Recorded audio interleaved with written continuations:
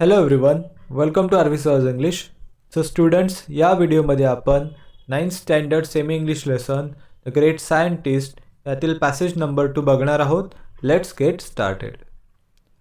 That day in 1812 Faraday was spellbound by Davy's lecture.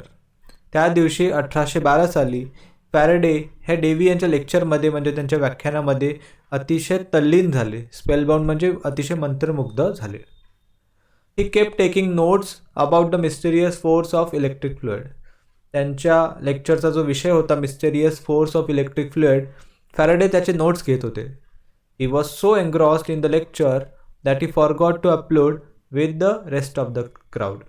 आणि ते Faraday यांच्या लेक्चरमध्ये एवढे तल्लीन झाले होते की इतर लोकांसोबत टाळ्या वाजवायसाठी सुद्धा विसरले.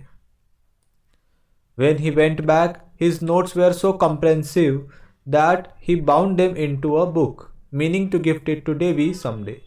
जेव्हा ते परत गेले तेव्हा त्यांच्या नोट्स इतक्या कॉम्प्रेहेन्सिव्ह होत्या, म्हणजे इतक्या सर्वसमावेशक होत्या की त्यांनी ठरवलं की त्याची आपण एक बुक बनवू.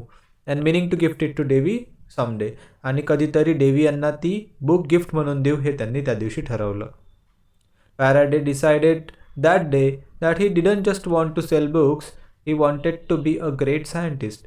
त्या दिवशी फॅरेडे यांनी ठरवलं की त्यांना आयुष्यभर फक्त पुस्तकं विकायची नाहीत, त्यांना एक ग्रेट सायंटिस्ट बनायचं आहे, महान शास्त्रज्ञ बनायचं आहे.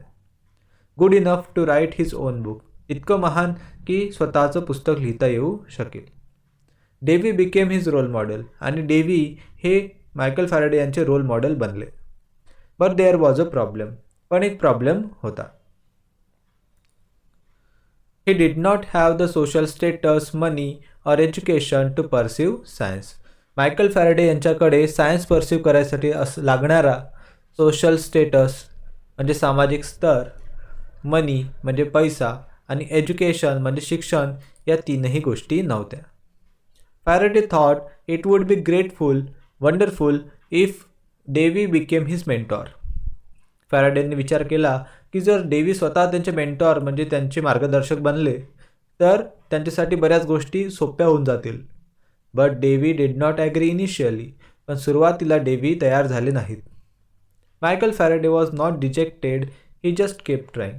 मायकल फॅरेडे यांनी सुद्धा हार मानली नाही, त्यांनी आपले प्रयत्न चालूच ठेवले. Destiny had a strange plan in store for him. आता डेस्टिनी म्हणजे नशीब.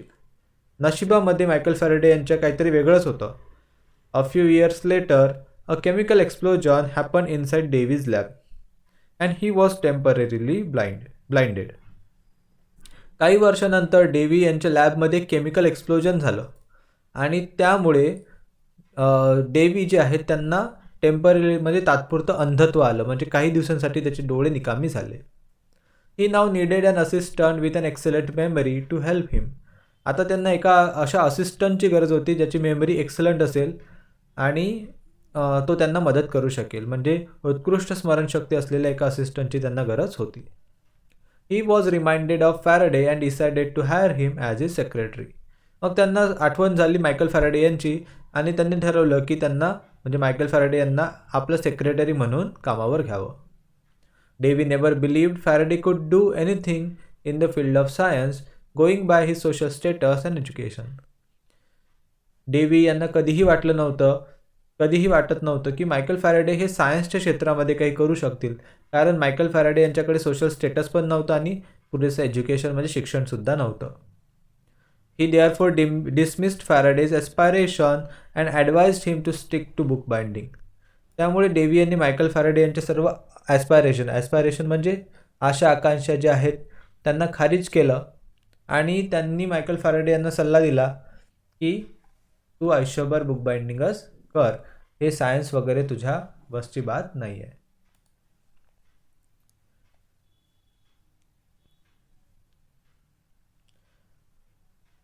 बट फॅरेडे वॉज रिलेंटलेस, पण फॅरेडे तरीही नाउमेद झाले नाहीत. He work day and night and learn as much as he could about डेव्हीज experiment. त्यांनी दिवस रात्र मेहनत केली आणि डेव्ही यांच्या एक्सपेरिमेंट्सबद्दल, डेव्ही यांच्या प्रयोगाबद्दल जेवढं शिकता येईल तेवढं त्यांनी शिकून घेतलं. Soon Faraday became indispensable to Davy and was promoted to his lab assistant. आता फॅरेडे यांना इग्नोर करणं हे डेव्ही यांना शक्य होत नव्हतं. इंडिस्पेन्सिबल म्हणजे अपरिहार्य. फॅरेडे डेव्ही यांच्यासाठी अपरिहार्य बनले आणि शेवटी त्यांना लॅब असिस्टंट म्हणून प्रमोट करण्यात आलं. This was his first step towards scientific career. अशा प्रकारे ही त्यांची सायंटिफिक करिअरकडे पहिली स्टेप होती. Though much of his job now was cleaning labs, at least he got to see some of Davy's leading experiments. आता जरी त्यांचं काम हे लॅब क्लीन करायचं होतं तरीही डेव्ही यांचे एक्सपेरिमेंट्स त्यांना आता जवळून बघता येऊ लागले. त्यामुळे ॲक्च्युली मायकल फॅरेडे यांचा फायदाच झाला. अशा प्रकारे मित्रांनो हा होता passage number 2 of the great scientist. I hope सर्वांना खूप चांगल्या प्रकारे समजलं असणार. समजले असल्यास नक्की व्हिडिओला लाईक करा, मित्रांबरोबर शेअर करा. नवीन असाल तर सबस्क्राईब करायला विसरू नका. I will see in another video. Till then take care. Good bye.